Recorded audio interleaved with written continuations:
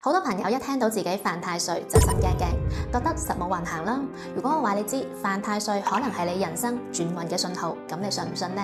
其實咧唔係所有嘅犯太歲咧都係壞事嚟嘅，但有一種情況，如果你處理得唔好，就真係會錯過上天俾你嘅大好機會啦。咁我哋嚟拆解一下，犯太歲其實係分咗兩種嘅。第一種係被動捱打型嘅，你一年會覺得頭頭碰着黑，好似成個世界都同你作對啊，破財啊，是非啊，健康問題都會一齊。咁呢個時候咧，你嘅運勢咧就係被太歲星君嘅能量去壓制住，需要咧係化解同埋守護嘅。咁第二種嘅話咧就係主動出擊型，太歲嘅衝擊力咧其實係一股好強大嘅催變能力嚟嘅，佢會逼你離開安樂窩啦，主動去結束一段唔健康嘅關係啦，轉一份更加有前景嘅工啦，甚至話係膽粗粗想試一門新嘅生意。如果你用舊嘅方式去死頂，你會好辛苦嘅。但係如果咧你識得借助更高層次嘅方法，咁呢股力量咧就可以幫你沖走衰嘅運氣，破出新嘅局面。